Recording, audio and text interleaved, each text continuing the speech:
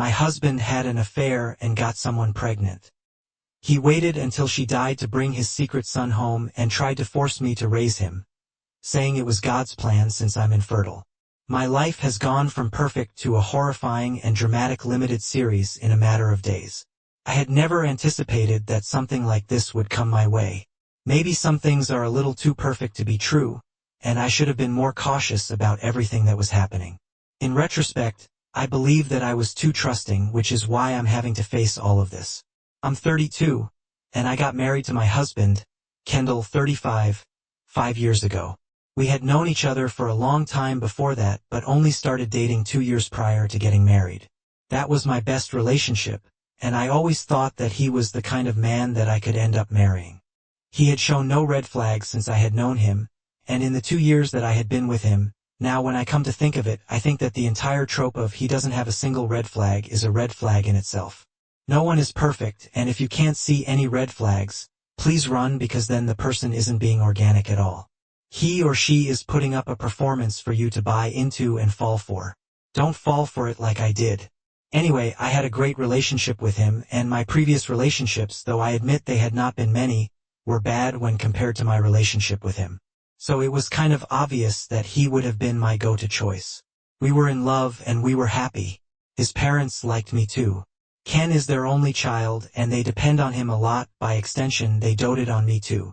Even after marriage, I had never had to face the entire interfering MIL problem, and I was very grateful for that. My in-laws don't live in the same state as us, but either we or they keep traveling up and down a couple of times a year to meet each other. It is important to him, and that's why I do it. We don't meet my parents as much, but that's okay by me because I have siblings who keep my parents company. Anyway, I digress. The point of this entire backstory is to tell you that I had, by all means, the perfect marriage. When the marriage wasn't perfect, when we were having issues with each other, the lowest that it could plummet down to was reasonably decent. I've never had problems with him, which is why what happened was something that I had never anticipated. A few months into getting married, Kay and I decided that we wanted to try for a baby. Both of us have never been fans of a huge family. I come from one, which is why I know the drawbacks of having a house that is too full. It's fun and fulfilling, yes, but it is also a big financial decision that we couldn't have afforded to take in this economy. Anyway, I am one of 6 brothers and sisters, and while all of us had a lot of fun growing up and have each other's support as adults, it can get very taxing raising so many kids. Ken, on his part, has always known a small family. That's his comfort zone.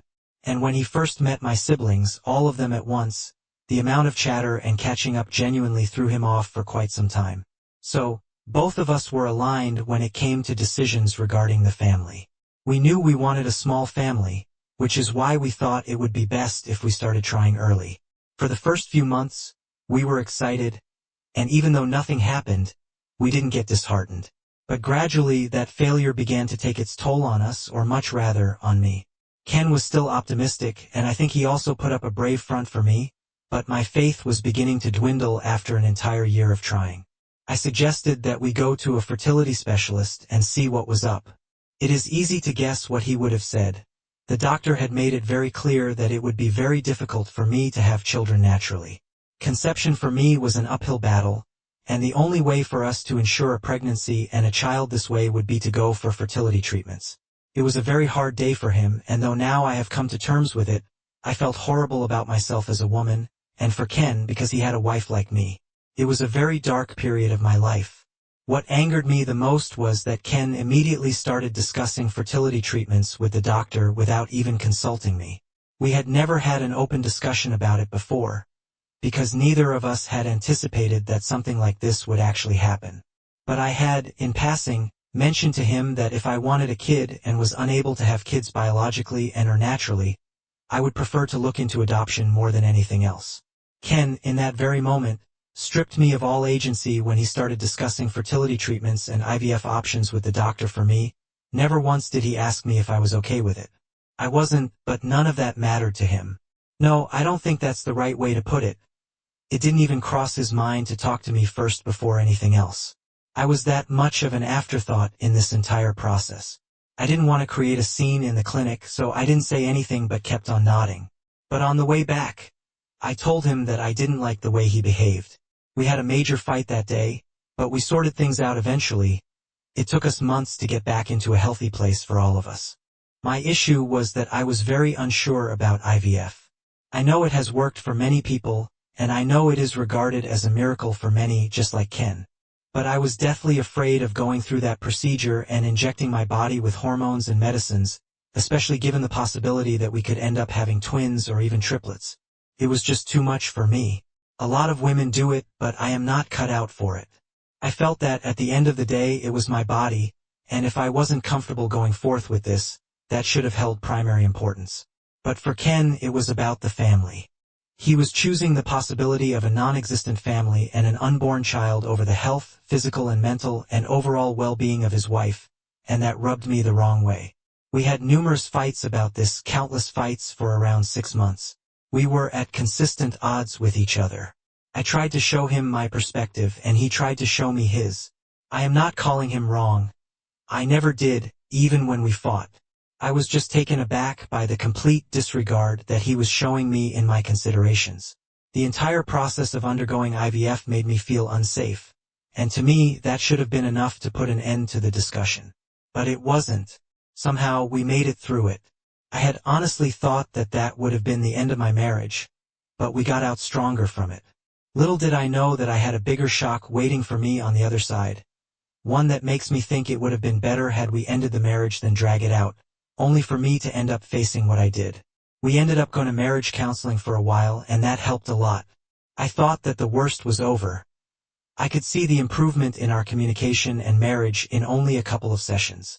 Then, we began to have actual open discussions about the family and children. Both of us had mutually come to the decision that we would put off all baby talk for a while and try to navigate life as a couple. If we still felt that we wanted to have a child, we would proceed with adoption. It was the perfect solution, according to me, and things got better between us. I had no reason to think that he was cheating on me. There were no signs. There were no suspicious work trips or late-night office meetings. Most importantly, I've always been very trusting of Ken for the last 3 years. This is what the situation has been. I have trusted him blindly. We have been a happy couple, and there has been nothing wrong in the relationship that has made me question his loyalty or his love towards me. So yeah, he is a great actor. Everything changed last week. I stayed back at home because I was feeling a little sick.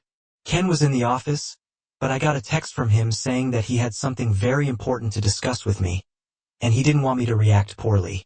I don't know what that was, but I thought that maybe it was something related to work. I was waiting for him to come home, and when he did, he had a little boy in tow. My immediate reaction was to think that he had brought home someone's kid to babysit, which is why he told me that he didn't want a reaction out of me. I greeted them and made a little small talk with the kid and then pulled Ken aside. I asked him whose child it was, and he didn't say anything. I asked him again and no response. Finally, he told me that he was his son. For a moment, I just looked at him, and then I started laughing. I thought as if he was joking or pulling a prank on me. But before I could fully register what was even happening, and could consider the possibility that maybe what he was saying might have some truth to it, the waterworks started. He started bawling uncontrollably and kept on saying that he was sorry and that he would make things right. I had started freaking out by that point and asked him what he meant. He said that he would tell me soon, but right now I needed to look after his son. I yanked my arm away and said that I wasn't going to look after his son unless he told me what the hell was actually happening. By the time the kid had started getting cranky and weepy too, I rushed to attend to him and had to fix him a quick meal before he felt better. Ken was trying to avoid the conversation, and with the kid around, it was easy to get distracted. When we had finally put him in bed, he told me what had happened. The only saving grace about the entire thing was that he did not lie. He told me that when we had hit a rough spot in our marriage, he felt as though a divorce was the only option. It was then that he had a fling with a woman, and according to him it lasted a really short time. This was around the same time that we were contemplating going to marriage counseling. He said that they were both careful, but somehow she ended up pregnant. When she told him, he broke things off completely and asked her to abort, but she was adamant that she wasn't going to do that. By then, things between us had gotten better, and he said that he did not want to lose me over a mistake. That was when he hatched a plan that he would pretend to be okay with the idea of adoption, and when the time came when we were ready he would end up adopting his own child. He said that he did not want to give so much money to child support for 18 years, and he was only waiting for the opportunity to get me on board again. I asked him if the mother knew about all this and agreed to it. He said that the mother was okay as long as he was either paying her money to raise the kid or had taken the kid himself. I was too stunned to speak. I just couldn't believe that he would betray me this way. I asked him if the kid, Zach, was here since I wasn't on board before. He said that his affair partner passed away in an accident, and now the kid is completely his responsibility. I looked at him with complete disbelief. I couldn't begin to fathom that now we had to be permanent caretakers of his kid with another woman. A kid that would be a constant reminder of his infidelity. I told him to get out of the house, but he went down on his knees and begged me not to leave him. He was trying to say something along the lines of how the kid is a blessing in disguise and whatnot, but my head was pounding, and I just didn't have it in me to listen to this crap. I got up and just left, and I drove around town aimlessly and endlessly, and just checked into a hotel. I dropped him a text that I wasn't coming back, and that was that. I got numerous messages and calls from him, but I didn't respond to a single one. I couldn't. I was completely and utterly numb by this, and I didn't know what to do. I had been betrayed like hell, and I was also going to be painted as a villain for not accepting a motherless child. It was all horrible, and I didn't know what to do. I didn't go home for 2 days. On the third day, my mill called me up. She said that she was in town and wanted me to come back home so that we could talk. I told her that there was absolutely nothing to talk about and I had nothing to say. Neither did I want to listen to anything that Ken was going to say. She said that she completely understood my perspective, but she wanted me there so that she could help me out. I was a foolish woman because I believed her. I thought I had some support and I thought that as a woman maybe she would advocate my case. I was clearly wrong and should have known better. I trusted her and went back home. Zach was not there, but Ken, Em, and Phil were. My mill got up and hugged me, which made me put down my guard a little. She held my hand, asked me how I was feeling, and made me feel all comfortable and secure. And then it started. It was an out-and-out war between us. Ken began by saying that all of this started because I couldn't give him kids. The very choice of his words made me want to smack him so hard that his teeth fell off. I told him that no, all of this started when he decided to screw some other woman rather than tell me what problems he was facing and work it out like any decent man. Phil said that I would get a chance to talk but to first let Ken talk. Ken continued, saying that the affair was a mistake but the child was a gift, and I was being a fool for not seeing it that way. He said that we had always wanted children of our own, and now we had one. All that was left was for me to stop being a stubborn person and accept him. I couldn't even believe the gall of the man. I told him that this was not our kid. This was his kid, and there is a huge difference between those two things. That's when my Millie butted in and said that I anyway couldn't have a kid of my own, which is why his kid was, in fact, my kid.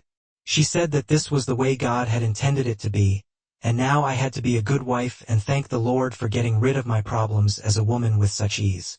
I told her that she was out of her mind if she thought that this was God getting rid of my problems. This was God, or rather her son, creating new problems for me when none, in fact, existed. I told her and Phil that Zach was an outcome of infidelity, and that I could not condone that. I was willing to adopt a kid, but not a kid that my own husband had with another woman. That was just not acceptable to me. Things got heated, and a lot of words were exchanged. There was a point where I was yelling at all three of them together, and they were trying to hound me and scare me into submission. The entire point of this intervention, I believe, was to pressure me into accepting Zach. That's why Mill had staged the entire drama for no good reason. I told them that I was not going to accept Zach, and that's when Mill said that I was a useless, infertile woman and that I should be grateful that Ken had not left me. It was only a useless fling, and that was it for me. I told her to shut the hell up and to get out of my house. Phil got up and told me to get out of the house because it was his son's house. I told him that I was leaving him, that I was going to divorce him, and that they could do whatever they wanted to. I went out and immediately contacted my sister, Sarah, 35, a lawyer, and I told her everything in summary. I told her that I needed her to prepare papers. She said that I need not worry about anything and asked me to go to Noah's place, my brother, her twin, who lives in the same city as me. I told her that I hadn't wanted to involve all of them, but now it has come to that, and I don't see any way out other than divorce. It has now been a week since I've been with Noah, and I don't know what to feel anymore. Update 1. I have now been staying with my brother for over 2 weeks, and I guess the thrill of being grandparents has worn off. Nobody has agreed to take care of Zach, and my email has been bombarding me with messages, trying to manipulate and gaslight me into giving the poor kid a chance. I don't want to. I am not going to be a mother to a kid that is the result of my husband cheating. I know it's not Zach's fault, but I also know that I don't have it in me to look past it and agree to whatever is happening. I am not cut out for that. Sarah has asked me not to block anyone because this could be beneficial during the divorce proceedings. So I am stuck with this for as long as this standoff doesn't resolve itself. Noah, however, told me that instead of taking this lying down, I could get back to them and mess with them. He suggests that I tell them I'm willing to take care of Zach only if I'm allowed to open the relationship, just for my end.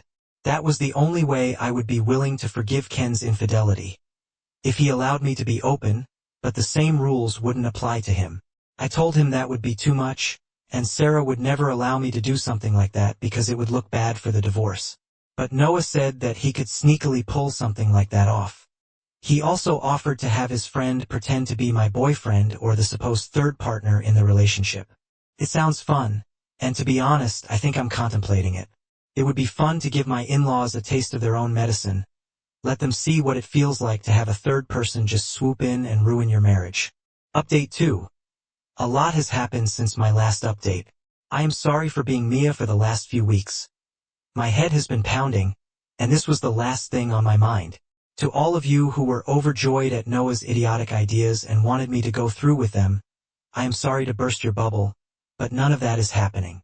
I didn't want to create issues in the divorce, and everything was very messy anyway. Ken called me up and begged me to talk to him. I told him that would happen only in Noah's place, where he would be alone, but I would have my siblings in attendance. He tried to resist the offer and said that would mean an invasion of our privacy and the sanctity of our marriage. I actually laughed when he said that. I told him that he had absolutely no problem when his parents were the ones hounding me, and that wasn't an invasion of privacy to him. I also told him to keep his trap shut about the sanctity of our marriage because all the supposed sanctity had been thrown out of the window the moment he decided to get involved with another person. I told him that I wasn't willing to meet him or talk to him otherwise, and he reluctantly accepted the offer. When he came home, he looked bad, and that's a pretty word that I'm using for him. He said that between the divorce and taking care of Zach, his savings were running dry, as was his health. He said that he was at his wit's end, trying to juggle and handle everything, and he needed my help. Apparently, his parents had left the moment things got ugly, saying that it wasn't their responsibility to take care of his kid. I agree with them on this, to be honest. There was nothing new that Ken had to say to me. It was basically a repeat of everything that we had already gone over hundreds of times. But this time, he just added more self-victimization to it. It was all about how he couldn't handle what had come to him, and that one mistake couldn't define the rest of his life. I didn't budge.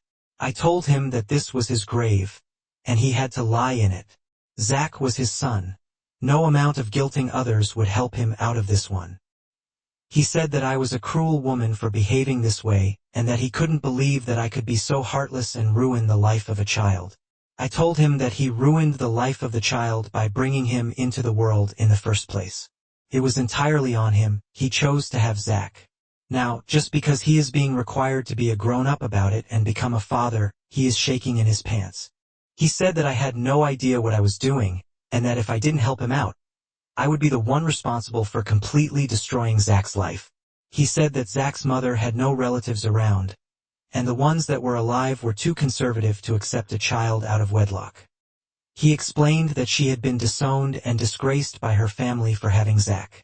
The agreement between them was that he would be responsible for the financial aspect until we adopted him, or rather, he fooled me into adopting him. The mother just had to act as a babysitter till then because of the conservative views of her family.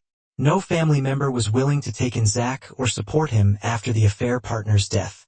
I genuinely was at a loss because I did not understand how in the hell it was my concern. He said that the only place Zach could go to was with him, and he was just unable to manage anything if I didn't help him out. He added that if I didn't help Zach out, he would have to go into foster care. He was trying to imply that I would be the one to push Zach into foster care because of my refusal to play happy families with him. I told him that he still had his precious parents to rely on. They were very fast to jump the gun and expect me to put up with this. Why did they abandon the ship the moment it got difficult? He said that they would have helped if they could, but they are old and they have their own stuff to deal with, which is why Zach was not a priority for them. I told him that just as they were allowed to prioritize their stuff over a child that was sprung into their lives out of nowhere, so was I. He begged me to at least reconsider the divorce and that he didn't have the bandwidth or the money to be fighting that, but I said tough luck. I told him that I wasn't gonna halt my life just because it was inconvenient for him. He was an ass for expecting mercy and warmth from me. I told him that if you think that I am an inconsiderate person, you are right because I'm one, and I have no shame in admitting it. I told him that the divorce was happening, and the only person I felt sad for in the entire situation was Zach, and that too only because he had such a failure of a man as a father. This ticked him off the wrong way, and he started cussing me out. But, thankfully I had Sarah and Noah there, and Noah practically threw him out of the house. I don't know why the man was expecting any sort of reconciliation, and how he even had the audacity to stand in front of me and make these claims. All I know is that I am done with him and his. Update 3. Holy crap, I had forgotten all about this account. It has been a long time since I logged in, and I am happy to inform you that I am now divorced and have been so for quite some time. You had a lot of questions about Zach, but I am sorry to say that I don't have any information on him, and I don't want that either. I have since moved out of Noah's house and have rented a small studio for myself. It's pricey, but I like the place. So yay, win for me. I have not been in touch with Ken since the divorce, even though he has been trying, so every couple of weeks, I don't know what it is going to take for him to realize that we're over. This is by no means a fairy tale ending. I am still hurt. I still feel betrayed, and I don't know when am I ever going to be able to trust anyone again. What I do know is that I'm going to move forward now without looking back.